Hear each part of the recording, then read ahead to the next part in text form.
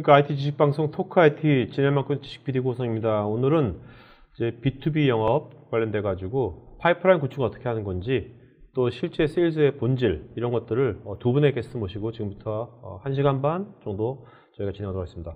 자, 첫 번째 세션은요, 영업의 태풍을 만드는 확률 세일즈 저자이신 정원옥 대표님 모셨습니다. 안녕하세요. 네, 안녕하세요. 네네. 반갑습니다.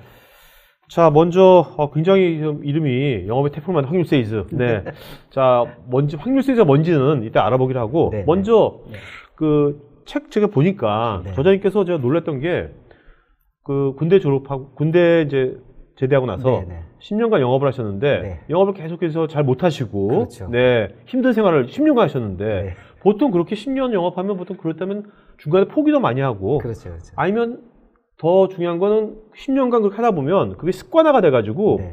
그대로 계속 가거든요. 그렇죠. 근데 저자님은 어떻게 10년간 계속 그렇게 영업을 네. 어떻게 보면 뭐 제대로 못 하시다가 갑자기 어떤 전기 때문에 네. 그 10년 후에 이렇게 갑자기 확 달라졌는지, 네, 네. 그 일단은 그 계기가 뭡니까? 사실 제가 이제 고등학교를 졸업한 게 제 학력이 또 전부예요. 일단. 네네네. 그리고 제가 실업계 고등학교를 나왔는데 네. 제 꿈은 그때도 그리고 지금도 똑같습니다.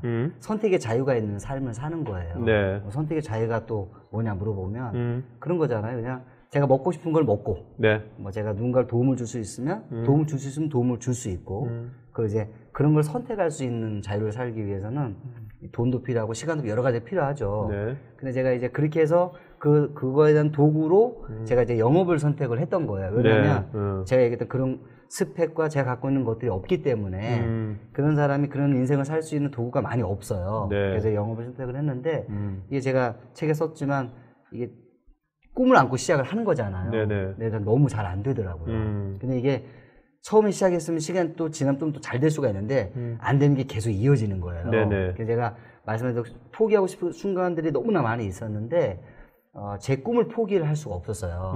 이 꿈을 영업이라는 도구가 아니면 이 꿈을 자유로운 삶. 자유로운 삶. 네. 이걸 실현할 수 있는 도구가 없기 때문에 사실 버틴 겁니다. 네. 네. 자, 버틴 건데, 오케이, 버틴 것까지 오케이. 네네. 근데 보통 10년을 지나면요, 관성이 생기거든요.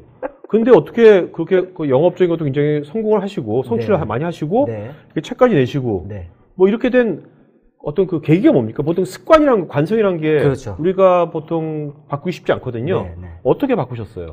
제가 이제 그 24살 때에서 33살 때까지 네네. 10년 동안 네. 제가 영업을 하면서 말 그대로 연봉이 1,000만 원이 넘었던 적이 없어요. 네. 그러니까 돈을 거의 벌지 못했다는 연봉이라고 하지 거죠. 마십시오. 네네.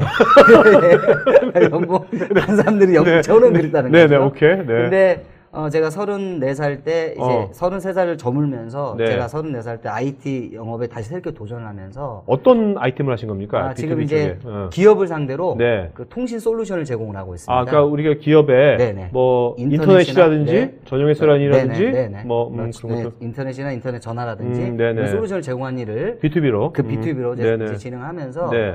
제가 책을 보게 됐어요. 어떤 책을. 네. 근데 거기 책에 보험회사의 영업사원의 하나의 한 사례가 적혀 있었는데 뭐라 했냐, 이분은 전화로 영업을 하는 거예요. 네. 근데 하루에 50개 정도의 콜을 전화하다 보니까 한 명의 고객이 생겼다라는 거예요. 네. 근데 한 명의 고객, 평균적으로 그렇게 생겼는데 한 명 고객사 약 한 50만 원 정도가 수입을 벌게 됐다라는 겁니다. 네네. 그럼 50개 나누기 50만 원 콜을 나누면 한 콜이 결국 10,000원이라는 돈이 되는 거거든요. 네네, 그렇죠. 그래서 이 사람은 하나의 거절을 당할 때마다 10,000원을 번다라고 생각이 드는 거예요. 네네. 그래서 50콜을 매일 채웠는데 아. 그러다 보니까 고객이 매일 생겼다는 거예요. 네네. 매일 생겼다는 거예요. 그래서 제가 그걸 보고 이거야. 영업이 이런 확률 게임이었는데 제가 그걸 몰랐던 거예요. 네. 그래서 내가 새롭게 영업을 도전하면서 내가 하루에 20군데씩을 기업을 방문해서 하는 걸 해보자. 네. 그래서 이거에서 안 되면 이제 나는 이거 안 되는 거라고 생각하고 제가 도전했던 거예요. 네. 아 근데 하루에 20군데요? 20군데입니다. 아니 하루에 저도 B2B 영업 했는데 네. 하루에 20군데면 도대체 몇 시 새벽부터 어떻게 20군데 가능하죠? 예, 어떻게 일단 되냐면 궁금한 게 네네. 저거 말씀해 주세요. 네. 그 대표님의 네. 하루에 아침부터 일어나가지고 네. 잘 때까지 네. 어떤 식으로 일을 했는지. 일을 했는데요. 예, 그거 예. 좀 말씀해 주세요. 일단 제가 했던 거는 쉽게 얘기하면 영업의 가장 어려운 이제 개척 영업인데요. 네네. 그래서 우리는 돌방이라고 합니다. 네. 돌발적인 방문을 얘기하는 거죠. 돌방. 돌방이라고 하는 건데 이제 제가 주로 강남을 많이 했어요. 강남에는 이런 업무용 빌딩이 굉장히 많이 있습니다. 그러면 제가 보통 9시 반에서 10시 사이에는 근데 목표라는 10층짜리 건물이 있다. 그럼 10층에 올라가 있는 거예요. 그래서 사무실들이 쫙 있단 말이죠. 그러면 이제 쉽게 얘기하자면 돌발적으로 그냥 계속 한 사무실마다 들어가서 담당자에게 누군가를 찾아서 저희 아이템 회사 서비스를 얘기를 하는 겁니다. 빌딩 타기를 하시고. 빌딩 타기를 하는 거죠. 쉽게 얘기해서 보통 이제 9시 반, 10시부터 시작해서 12시까지 그다음에 식사를 하고 1시 반부터 5시 반까지 이거를 이제 매일 하는 거죠. 아니, 5시 반까지만 해도 20군데를 만날 수가 20군데도 넘게 만날 수 있죠. 그러니까 이게 사실 20군데라고 하는 거는 제가 갔어요. 갔더니 바로 거절하면은 아니 바로 나와야 가서 그냥 찌라시 전달해 주는 게 아니라 가서 그 기업의 어떤 총무라든지 경영지원 쪽에 중간관리자급은 만나는 거죠. 그게 한 번인 거죠. 그렇죠. 한 번인 거죠. 만났는데 필요 없다고 하면 바로 나와야 되잖아요. 그러면은 바로 나오면 1분이면 끝나는 거예요. 그렇죠. 근데 제가 얘기했던 것처럼 고객이 니즈가 있으면 1분으로 끝나지가 않아요. 그러면 가서 얘기를 하다 보면 다 필요 없다고 하면 하루에 20군데가 아니라 30군데도 가고 40군데도 가는 거예요. 근데 필요한 데가 있으면 미팅 시간이 길어지기 때문에 물리적인 시간이 짧아지잖아요. 그렇죠. 그러면 이제 20군데를 갈 수가 없지만 5, 6시 반까지 그거를 신규를 계속 영업을 했다라는 거죠. 네, 그게 포인트입니다. 신규. 신규입니다. 기존 고객이 아니라? 아니죠. 매일 신규죠. 매일 신규 20군데씩, 그 다음에 저녁 시간대는, 저녁 이후에 뭐 했어요? 5시 반 끝나면 어차피 기업은 다 퇴근 준비를 해요. 직원들. 그래서 미팅이 안 되기 때문에 그럼 5시 반 정도 끝나면 저는 사무실이 없었어요. 집이 사무실이거든요. 그러면 그날 미팅을 하는 거를 이제 집에 보통 돌아오면 6시 반, 뭐 한 7시 되죠? 그러면 이제 씻고 밥을 먹고 그날 있었던 일을 정리를 하는 거예요. 그래서 오늘 니즈가 있었다. 나의 제안에 관심을 보였다라면 우리가 이제 제안서를 보냅니다. 그래서 제안서를 보내고 또 내일 가야 될 것들을 정리를 하고 이렇게 해서 이제 잠이 들고 또 아침에 눈을 뜨면 저는 집이 사무실이었기 때문에 바로 사무실에서 바로 현장을 나가는 거예요. 나가서 또 이제 9시 반 10시부터 시작을 해서 다시 또 일을 하는 거죠. 그게 제가 책을 읽어보니까 2009년 1월 달. 그러니까 지금부터 한 8년 전이었어요. 9년 전. 그러면 그때만 반짝 그 29년씩 만나신 건지 아니면 지금도 하루에 29년씩 만나고 계세요? 아닙니다. 지금은 이렇게 제가 그때 2009년도에 그렇게 한 거고요. 그 다음인데 제가 책에 썼지만 그 정도 시간을 하다 보니까 20군데를 갈 수 없을 만큼 고객을 니즈가 있는 사람을 만나고 바빠서 그걸 할 수가 없었어요. 그게 태풍을 만들어진다는 얘기를 하는 거예요. 자, 근데 책 제목이 확률 세일즈지 않습니까? 확률 세일즈라는 게 정확히 어떤 의미를 갖는 겁니까? 간단하게 얘기하자면 영업의 골든 룰이 있습니다. 더 많이 만나라고 하는 게 영업의 골든 룰이 되는 건데 제가 이제 책을 통해서 그걸 알았고 사람들은 세일즈는 알지만 확률 세일을 잘 모를 수가 있어요. 근데 영업은 니즈가 있는 사람을 만났을 때 그 사람을 상대로 영업을 해야 확률이 가장 높아져요. 근데 우리는 누가 니즈가 있는지를 알 수가 없어요. 불특정 다수를 향해서 나의 회사 아이템 서비스를 얘기하는 건데 근데 니즈가 있는데 누군지 알 수가 없으니까 한 사람을 만나는 게 아니라 만나는 사람을 높아서 나의 회사 아이템 서비스를 얘기하다 보면 니즈가 있는 사람, 나의 제안에 반응하는 사람을 만나게 되는 확률이 생기는 거거든요. 그래서 많은 사람을 만나서 그 니즈가 있는 사람을 골라내고 그 사람을 상대로 영업을 하라고 하는 게 제가 주고 있는 키포인트입니다. 그러니까 지금 10번 찍고 안 나온 나무가 없다라고 하셨는데 이속단이 있죠. 저자님은 10번 찍고 안 나온 나무도 많다는 것이 너무나 많습니다. 해보니까 현장에는 영업 현장에는 두 가지 문제가 있어요. 첫 번째는 10번째가 안 넘어간 나무가 너무나 많습니다. 그러니까 10에 9은 이런 나무라 생각하시면 돼요. 두 번째는 더 심각한 문제죠. 안 넘어가는 그 나무를 나는 계속 찍고 있다는 게 두 번째 문제가 되는 거예요. 그러니까 여기서 보면 이제 안 넘어간 나무라는 것은 애초부터 니즈가 없는 고객인 거고, 그 안 넘어간 나무를 계속 찍는 것은 뭐 계속 그 니즈가 없는 고객을 계속 찾아가는 거죠. 의미가 없다라는 거죠. 자, 근데 물론 이론적으로 말이 되지만요. 우리가 고객은 자기의 그 진심을 잘 표현 안 하지 않습니까? 처음은 영업사원한테.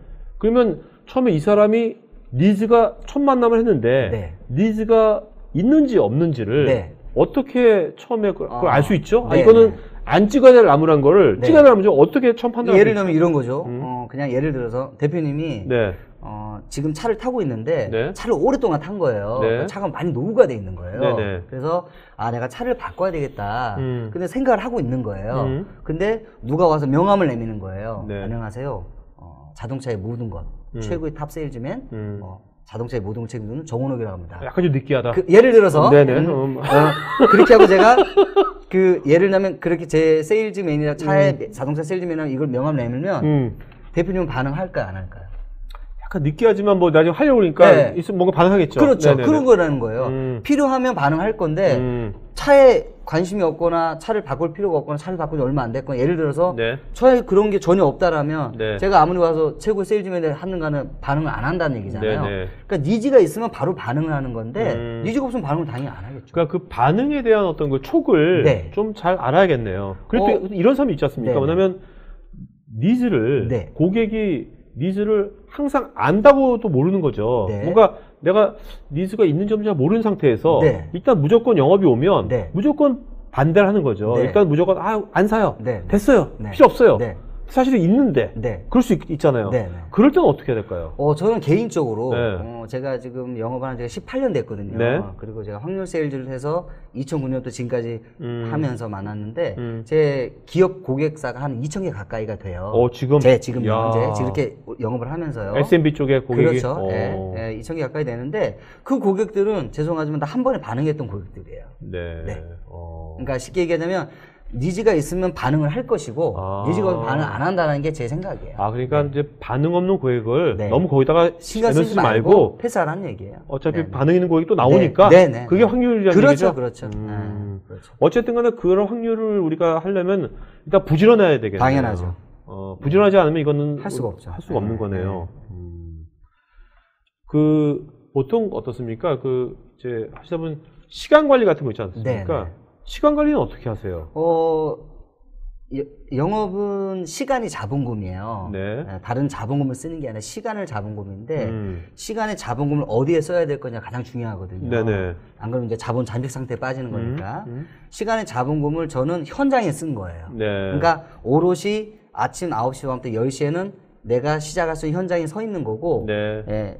5시 반까지는 현장에 있고 마무리를 하고 제가 하기 때문에 이 시간 동안을 다른 걸 하지 않는 거예요. 네. 오로지 현장에 내 일만 하는 거예요. 몰입하는 거군요. 몰입하는 그리고 거죠. 그걸 하나의 루틴화 시키신 거네요. 그렇죠. 그러니까 왜냐면 하루에 20군데를 가겠다는 제 원칙이 있었고 네. 단 하루도 쉬지 않는다. 토요일을 빼고 내면 이제 약 근무일수가 한 20개가 나오는 거잖아요. 네. 20일 정도가. 그러면 저는 이 원칙을 갖고 있었기 때문에 다른 데 시간 하루에 20군데 가려면 바빠요. 네, 그럼요. 이 원칙을 지키기 위해서는 정확하게 아침 9시 반부터 10시부터 업무를 시작을 해야 돼요. 아니면은 네. 이걸 하기가 쉽지가 않거든요. 그렇기 때문에 시간을 온전히 현장에 쓸 수가 있었습니다. 네.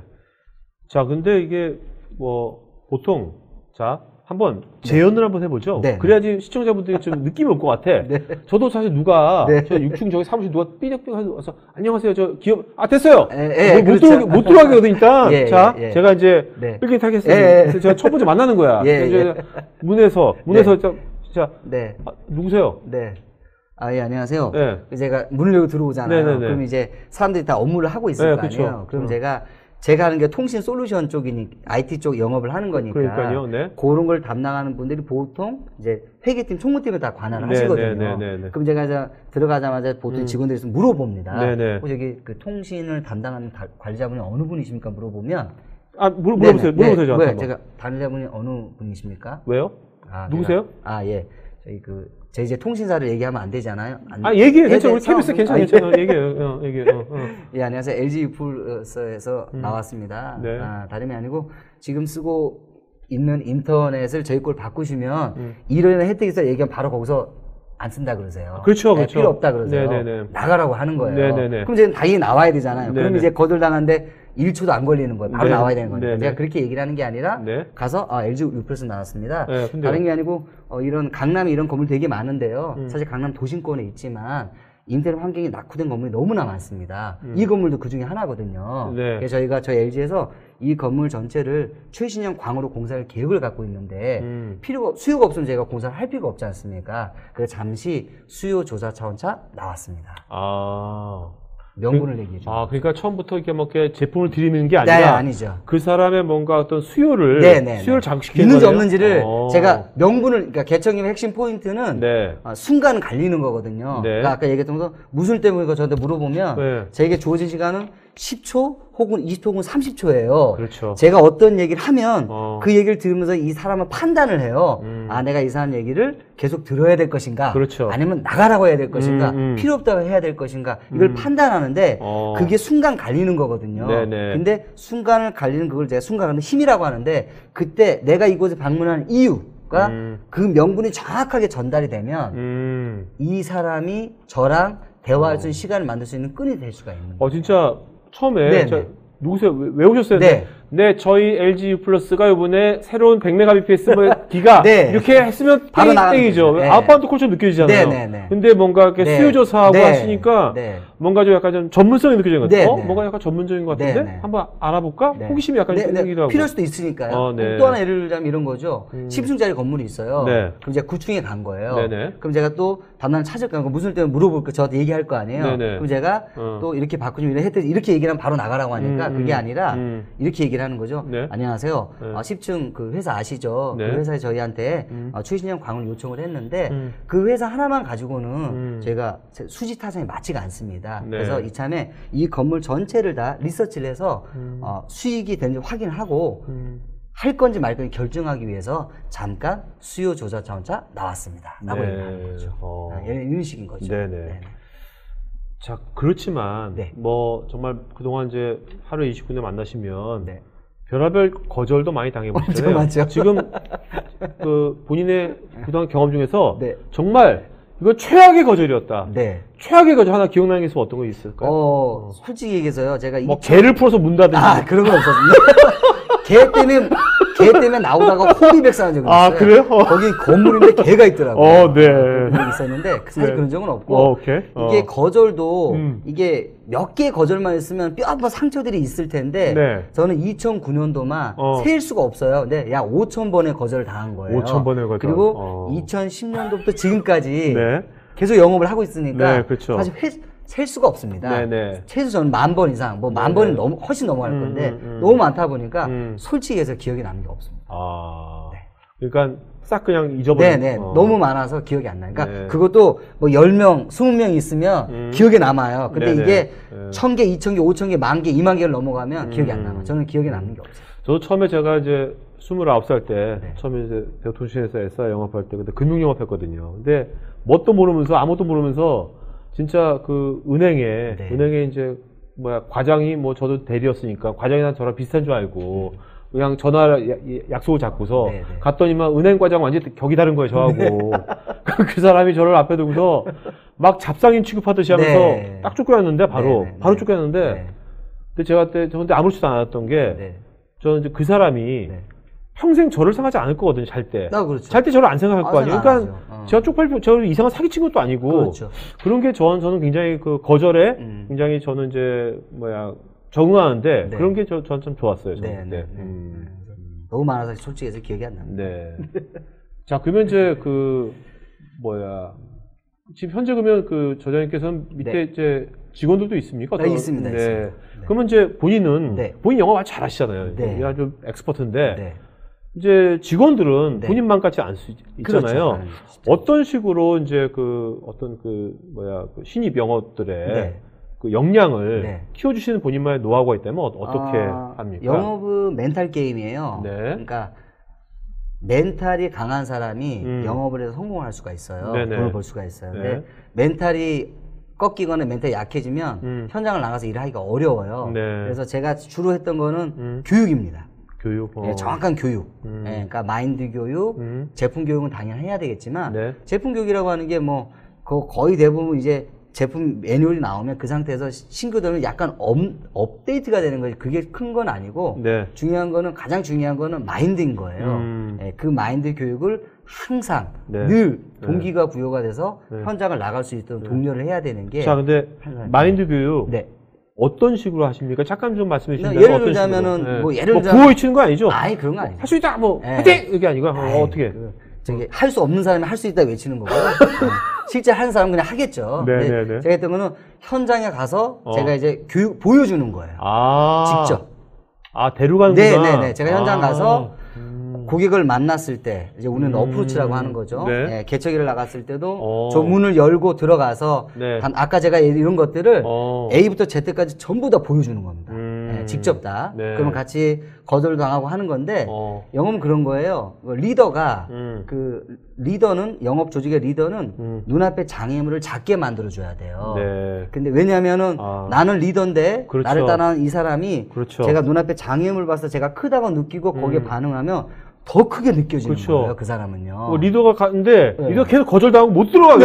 하루 종일 못 들어가. 그러면 이게 어렵구나. 이제는 영혼이 안 되는 거 생각하는 건데 그게 아무것도 아니다라는 거를 제가 하면서 직접 다 보여주면 굉장히 좋은 방법 같은데 근데 그 기업 입장에서는 한 사람 어떻게 보면 잡상인을 볼 수 있잖아요. 잡상인이죠. 갑자기 한 명이 들어오는 게 아니라 여러 명 줄줄이 또 들어오면 굉장히 부담될 것 같은데. 그렇게 하면 되고 항상 한 명만. 한 명만. 그러니까 2대1로 나가는 거죠. 한 명만 데리고 다니는 거예요. 말씀 들어보니까 저도 예전에 처음에 대우통신에서 이제 영업을 배울 때 저도 그랬던 것 같아요. 저도 저 사회 경험이 없었는데 영업을 자원에서 했거든요. 근데 그때 과장님이 그때 금융영업 했었는데 저를 데리고 이제 금융이나 은행이나 증권사를 돌아다니면 저를 같이 데려다닌 거죠. 그때 제가 한 달을 그분 하시고 본 게 저한테 엄청난 저한테는 좋은 경험이죠. 네, 맞아요. 그게 지름길을 보여주는 거죠. 맞습니다. 그렇게 교육하는 겁니다. 네. 자, 그 다음에 책에 보면 그 설득을 시키지 말고 이해시켜라. 이해시켜라면 그게 무슨 말입니까? 영업이란 거는 설득을 시켜야 되는 거 아닙니까? 고객을? 근데 사람들이 그렇게 많이 얘기를 하거든요. 근데 제가 이제 제 예를 한번 들어보면 이런 겁니다. 제가 이제 와이프랑 같이 백화점에 갔어요. 이제 옷을 사기 위해서. 그래서 제가 이제 오늘은 이렇게 일하는 목장이니까 이런 건데 평상시에 그러니까 집에서 휴일이 있을 때는 제가 컬러풀한 옷을 되게 좋아해요. 그래서 막 빨간 바지도 입고 다니고 막 그랬단 말이에요. 근데 제가 이제 주말에 이제 제 와이프랑 같이 백화점을 갔단 말이에요. 근데 이제 들어가는데 거기 매장에 옷들은 전부 다 너무 다 다크한 거예요. 그러니까 들어가면서 제가 일단 마음에 안 들었어요. 근데 제가 딱 들어가는데 그 안에서 이제 매장 직원이 저희 얼굴을 본 겁니다. 제 얼굴이 사실적으로 드러나 있잖아요. 제 감정이. 그러니까 그분이 저한테 손님 저기 평상시에 컬러풀한 옷을 자주 입으시죠? 제가 또 그렇게 입고 갔잖아요. 그러니까 그렇습니다. 근데 이분이 저한테 하는 말씀이 근데 저희 매장은 이렇게 옷들이 정말 다크해서 별로 마음에 안 드시죠? 솔직하게 물어보더라고요. 또 저희는 솔직합니다. 솔직히 좀 그렇습니다. 제가 솔직하게 대답을 한 거예요. 그때 이 직원이 저한테 뭐라 얘기하냐면 근데 고객님 제가 다른 건 몰라도 제가 요거 한 가지 좀 알려드리고 싶습니다. 뭐냐면 이 검은색은요 시간이 오래 지나도 쉽게 질리지가 않아요.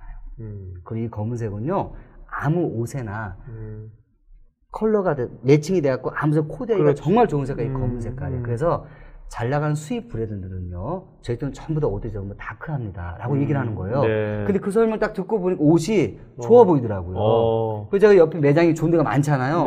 백화점 수입 매장을 보니까 전부 다 옷들이 다크한 거예요. 자, 예를 들어서 이 직원이 저를 설득을 시킨 것 같으세요? 이해를 시킨 것 같으세요?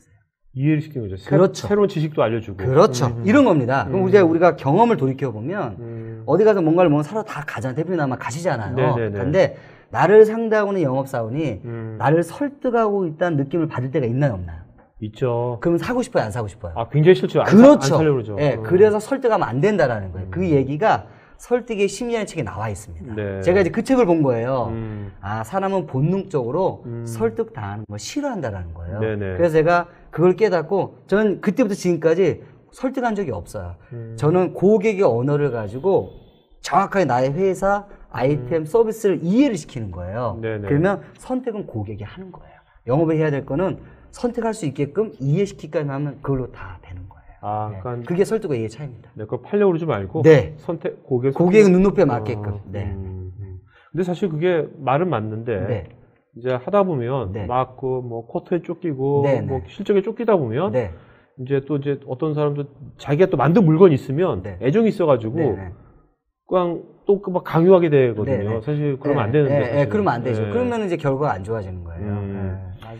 자, 그리고 이제 그 저자님은 이제 첫 번째부터 이제 영업을 하셨지만 그 요즘 이제 영업을 전혀 안 하시다가 네. 뭐 개발직에 있다가 아니면 관리직에 있다가 뭐 40대 중반 이후에 뭐 나중에 영업을 네. 처음 이제 하게 될 수 있잖아요. 그렇죠? 발령을 그렇게 난다든지 아니면 나중에 본인이 이제 자영업하게 되면 그것도 영업이니까요. 그렇죠. 이제 그런 전혀 그거 안 하다가 네. 그거 하는 분들이 네. 좀 그런 스무스하게 체인지하기 위한 뭐 네. 팁 같은 게 있다면 어떤 게 있을까요?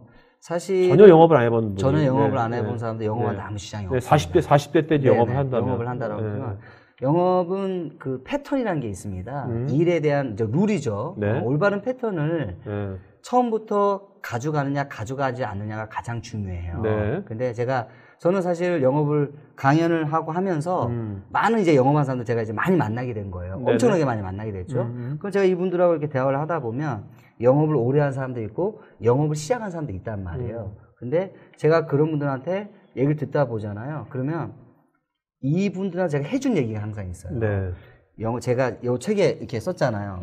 영업은 오래 하는 것보다 1년 제대로 하는 게 중요하다. 왜냐면 영업을 오래 하고 적게 하고 많이 하고 중요한 게 아니라 제대로 하는 게 중요한 건데 확률 세일즈는 영업의 가장 올바른 패턴이에요. 이 패턴을 가지고 일을 할 줄 알아야 돼요. 시작부터.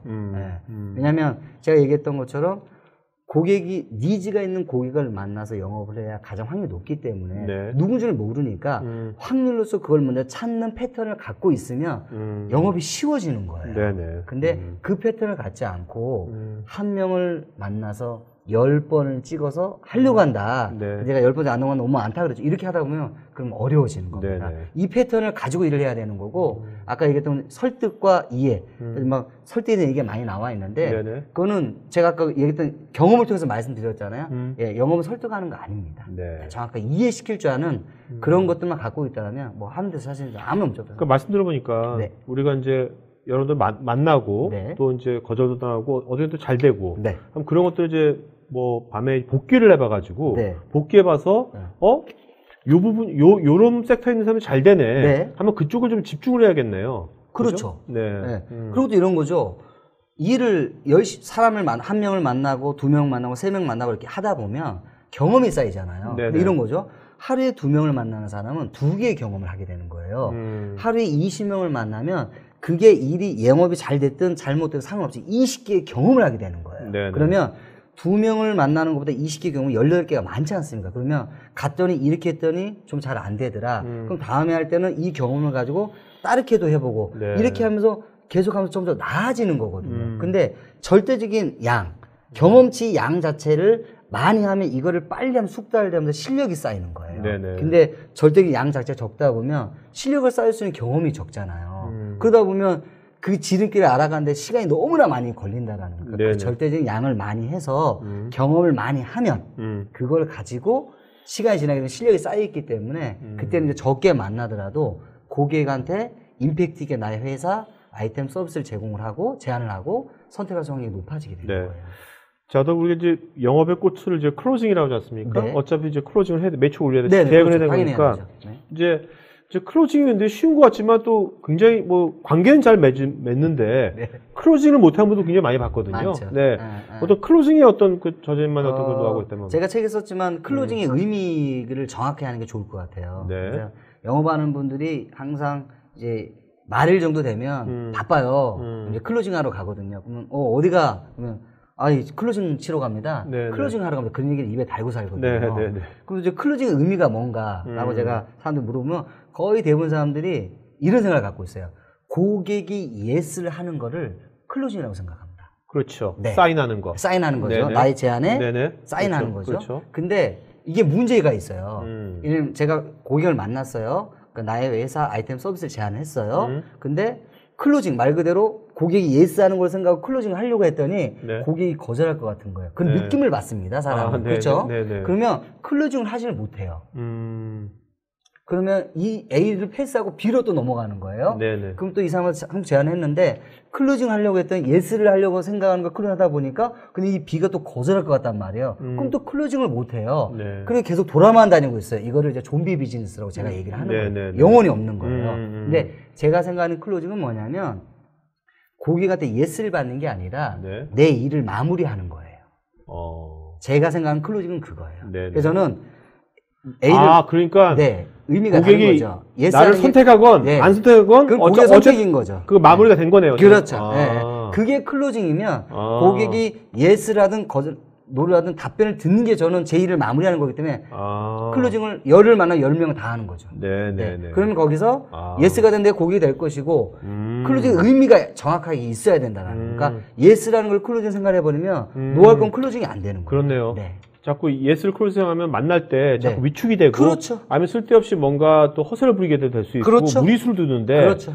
어떻게 보면 클로징 내일 마무리한다면 떳떳하죠. 그러니까 당당하니까 그렇죠. 고객 입장에서 더 끌릴 수가 있는 당연하죠. 거죠. 그런 사람한테도. 당연하죠. 예를 들면 이런 거죠. 하루에 한 달에 30명을 만났는데 예스가 됐든 노가 됐든 답변을 5명을 들었다. 5명이 클로징이 된 거예요, 그 사람은. 25명은 그 사람을 기억을 못 해요. 그 영업사원. 그런데 제가 10명을 만났는데 10명 다 답변을 들었어요. 근데 다 노를 했어요. 저는 10명의 일을 한 거예요. 그게 클로징입니다. 자, 그동안 이제 저자님 같은 경우 이제 많은 이제 영업하시는 영업의 달인 분들도 많이 만났을 거 아닙니까? 아무래도 이 바닥에 계시니까. 지금까지 보신 분 중에서 야, 이분 진짜 영업의 달인이다. 하는 분이 있다면 어떤 분입니까? 한번 사례를 들으시면. 제가 오프라인상에서 영업을 한 사람을 제가 사실은 별로 제가 오프라인상에서 저도 일하다 보니까 많은 게 없었는데 제가 하나 예를 들자면은 제가 이제 어떤 외국계 자동차 회사에 자동차를 한번 보러 간 적이 있어요. 근데 제가 이제 어렵고 힘들었지만 제가 고급차를 늘 생각을 해서 꾸며서 많이 보러 다니고 했는데 제 마음속에 드는 영업사 별로 발견을 못했어요. 근데 어느 회사를 가서 얘기를 하는데 이 사람이 저한테 PT를 하고 차를 보자 하는 내용이 제가 굉장히 마음이 끌리더라고요. 그래서 제가 결론적으로 그 차를 사지는 않았지만 사야 되겠다는 생각을 했어요. 근데 알고 봤더니 저랑 상대했던 그 영업사원이 그 회사의 최고의 세일즈맨이었어요. 알고 봤더니 그래요. 그러니까 제가 그 얘기를 듣고 나면서 그럴만하다는 생각을 제가 하게 됐어요. 그 사람이 어떤 점이 그렇게 딱 여러 가지가 있는데 제가 하는 패턴 똑같아요. 저를 설득하지 않았어요. 저의 눈높이에 맞게끔 이해를 시켰어요.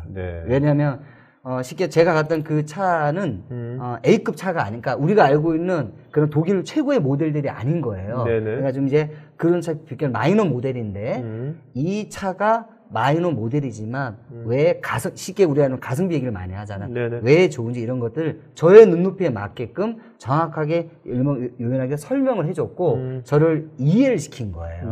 그래서 그런 어떤 부분들 그 다음에 일단은 저한테 신뢰감이 갈 수가 있게끔 자기의 얘기 자기가 왜 자동차 세일즈를 하는지 그리고 그걸 통해서 어떤 결과를 만들어냈고 또 어떤 꿈과 비전을 가지고 일을 하고 있는지에 대해서 중간중간에 제 느낌은 정말로 차를 사랑한다는 느낌을 받은 거예요. 이 사람이 자기 회사의 차를 사랑하고 있구나. 그 확신이 느껴졌어요. 최고의 세일즈맨이죠. 대단하네요. 자, 그러면 이제 Q&A 시간 갖도록 하겠습니다. 자, 근데 저도 질문 하고 싶은데 뭐냐면 저자님 답변 주시면서요. 좋은 질문 하신 분 우리 한 5분 정도 3분 3분 이름을 적어주세요. 일단 발표해 바랍니다. 저 궁금한 게 말씀하시는 거 다 맞는 말씀이시거든요. 하는데 오늘 이제 저같이 영업을 많이 해본 사람은 이제 하는데 영업 처음 해본 사람은 이런 말 들었어. 그렇지만 그게 고객을 설득하지 말고 이해시켜라. 지금 맞는 것 같지만 실전에 가면 잘 안 될 거 아닙니까? 그 사람 어떻게 될까요? 그 사람은 어떻게 해야 될까요? 이거는 현장의 경험을 많이 하다 보면 제가 하는 말들이 지금은 그걸 지식으로 오버랩이 됐단 말이 되거든요. 그럼 그때는 이게 시간이 걸리는 문제입니다. 그렇겠죠. 자, 김성환님, 영업 파이프라인이 이건 파이프라인이니까 요거는 이제 이따가 두 번째 세션 질문으로 하고요. 자, 박서연님께서는 영업은 고객을 이해시키는 것이라는 말이 공감이 갑니다. 법인이 소개한 지인인가? 본인이죠. 본인이 소개한 제품에 대해서 제대로 알지도 못하고 무조건 팔려고 하시는 분들의 말을 듣다 보면 신뢰도와 관심도가 크게 떨어져가지고요. 그렇고요. 박종훈님께서는 영업사원의 개인 역량과 고객에 대한 확률 점검에 대한 구축에 대해서 이야기하시는 듯 하는데 이는 경험으로 쌓여야 감이 생길 것 같습니다.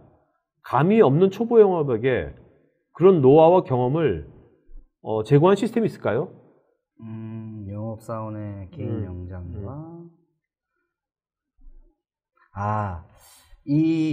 요거 같은 경우에는 네.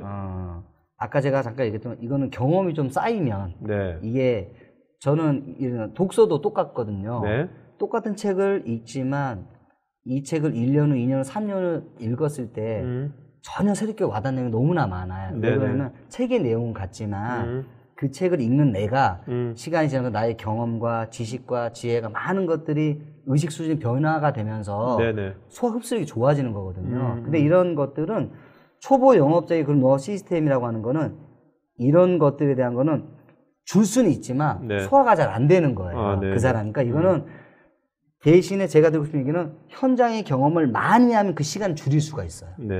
시행착오를 많이 빨리 겪어야 된다는 거예요. 그러면은 조금 더 할 수 있을 것 같습니다. 자, 최용호님은 영업은 설득과 이해 사이에서 싸우는 외로운 업무라고 코멘트 주셨고요. 박종님께서 영업을 하다가 본사 내근직으로 업무가 변경이 됐는데 하루에 빌딩 타기 비슷하게 도로에 보이는 대로 27개 거래처 하는 기억이 난다고요. 네네. 네. 그 다음에 많은 분이 코멘트를 많이 주셨는데 보험사원이 허성현님 보험 영업사원이 그렇게 많은데도 먹고 사는 걸 보면 남는 게 무지하게 많은 것 같은데 누굴 위한 보험인가 싶네요라고 하는데 근데 사실 지금 영업사원 보험 굉장히 많습니다. 영업사원들이요. 근데 그분들이 실제로 생활하는데 뭔가 정말 이걸 해가지고 먹고 사는 지장이 없는 분들은 그분들 한 몇 프로 정도가 될까요? 모든 영업적인 다 마찬가지 아닐까요? 5%, 10% 내외가 아닐까요? 5%, 10%? 네, 10% 내외 정도면은 되겠죠. 네네. 손소경님께서요, 영업하시면서 실적에 압박이 많을 것 같은데, 고객의 상처도 많이 받고, 대표님만의 상처를 치유하는 노하우가 있으면 무엇인지? 상처를 치유하는 노하우 있다라면, 그래서 저 같은 경우에는, 첫 번째 꿈이 명확했다라는 거예요. 그러니까 고객이 거절을 하는 그 아픔보다 꿈의 크기가 더 컸기 때문에 그 거절을 이겨낼 수가 있었다라는 것 같고요. 또 하나는 독서입니다. 독서. 이거 정말 제가 중요한 얘기를 해주는 건데 인생의 독서는 참 중요하죠. 근데 세일즈 하는 사람은 독서를 반드시 해야 됩니다. 왜요? 왜 그러냐면은 이런 거예요. 제가 그냥 예를 이렇게 얘기를 하면 되는 거죠. 제가 공자의 논어를 읽었다고 치겠습니다. 근데 제가 고객을 만나서 나의 회사 아이템 서비스를 제안을 하잖아요. 그런데 제가 그 담당자를 만나고 회사의 대표를 만나 얘기를 할 때 논어를 얘기하지는 않습니다. 왜냐면 저는 회사 아이템 서비스를 얘기하는 거니까요. 그런데 제가 읽은 그 논어의 내공이 그 사람한테 전달이 돼요. 저는 그렇게 생각합니다. 비유하면서 뭔가 나온다고요? 그러니까 비유도 할 때도 있고 비유 안 할 때도 있고 거의 비유할 내용은 없지만 사람은 얼굴 표정 이런 생각이 많이 드니까 모든 게 드러난다라는 거예요. 그래서 제가 굳이 논어를 얘기하지 않더라도 논어의 내공이 저는 그대로 전달된다고 생각해요. 그 사람에게. 그래서 독서를 반드시 해야 돼요. 독서를 하게 되면 그런 어려웠던 상처, 거절들을 이겨내는데 굉장히 많이 도움이 돼요. 그러면 독서도 여러 가지 책 종류가 많지 않습니까? 뭐 무협지 같은 건 아닌 거죠? 그렇죠. 저는 제가 개인적으로 무협지를 좋아해가지고. 어떤 책을 읽으십니까?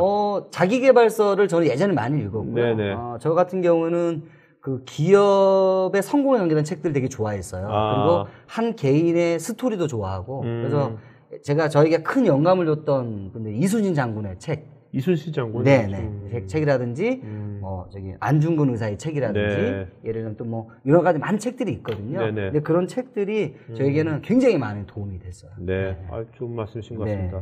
사실 우리가 영업이란 게 이제 만날 때 대화할 짧은 시간이지만 대화를 하다 보면 상대방이 좀 느낄 거 느끼죠. 아니에요. 느낀다는 게 중요한 거가 굳이 제가 얘기를 안 하더라도 상대를 느껴요. 그러니까 평소에 준비를 해놔야겠네요. 그렇죠. 그러니까 내가 그 사람 2시간 전에 막 그게 아니죠. 평소에 그렇죠. 풍겨 나오는 거니까. 그렇죠. 그런 거죠. 알겠습니다. 자, 문민용님께서요. 클로징의 기준에 대해서 이야기해 주시면 좋았습니다. 예스라는 의견을 듣기 위한 질문이나 행동에 대한 노하우가 있으신지요? 제가 선택은 고객의 몫입니다.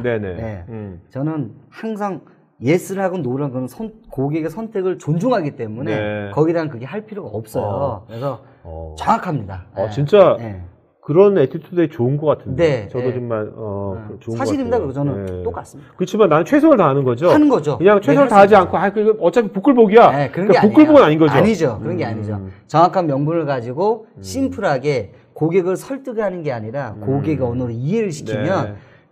본인에게 도움이 되면 예스를 할 것이고 아니면 노를 하겠죠. 진짜 오늘 말씀 들어보니까 제가 옛날에 영업의 추억을 돌이켜보니까 제가 굉장히 당당했을 때, 네네. 당당하고 그랬을 때 그것이 그 영업이 잘 됐던 것 같아요. 네. 네, 항상 뭐 쫓기는 치 하면 그건 잘 안 아니죠. 됐던 것 네, 같아요. 네. 지금 생각해보니까. 제가 책을 썼지만 고객이 물건을 구매하는 90% 이상의 이유가 누구 때문에? 영업사원 때문이에요. 네. 영업사원은 무엇을 느낄까? 영업사원은 자신감 있는 자세라고 그랬어요. 네네. 왜 그러냐면 그 자세를 보는 순간 고객이 신뢰를 느낍니다. 네네. 신뢰를 느끼기 때문에 예스할 확률이 높아지는 거거든요. 네. 선택의 고객의 몫이는 그걸 인정을 해야 되고 네. 내가 할 몫만 정확하게 하면 되는 거예요. 네. 자, 박혁수님께서요.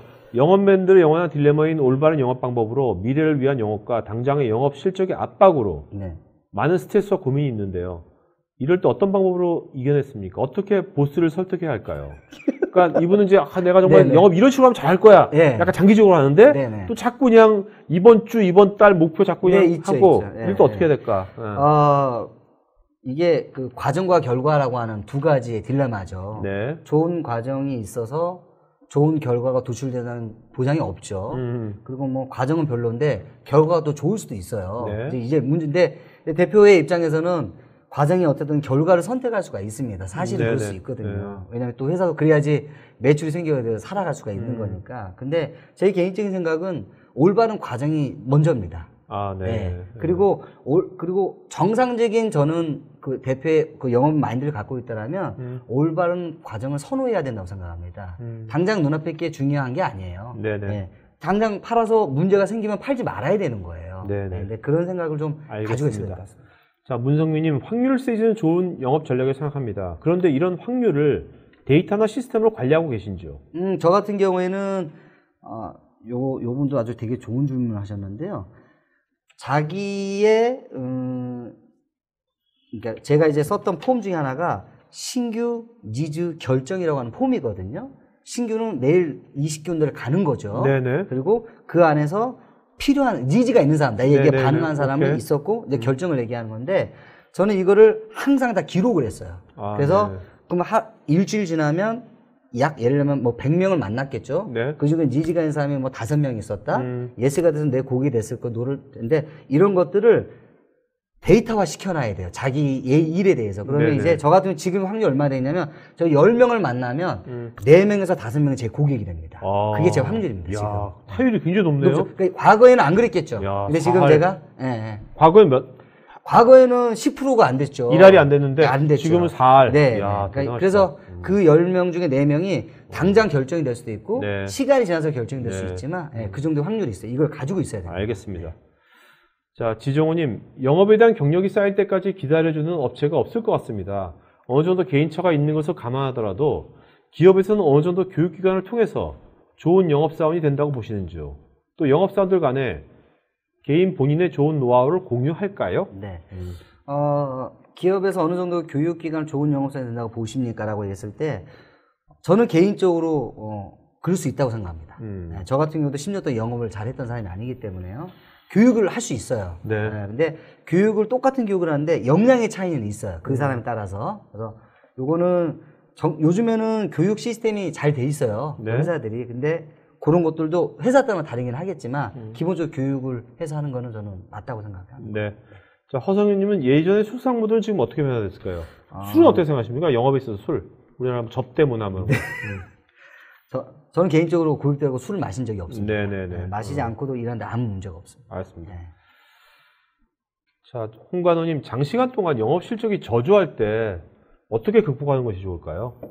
제가 이건 한 예로 제가 어느 정도 강의라고 나왔는데 저한테 누가 질문을 아니면은 또 여기서 본인은 10년간 저자님도 2009년 이전에는 그렇죠. 굉장히 나쁜 습관이 있었을 거 아닙니까? 그렇죠. 정말 영업할 때 이런 습관은 정말 안 좋다 하는 거 하나만 또 알려주시면 좋을 것 같아요. 영업할 때 이런 습관은 정말 안 좋다.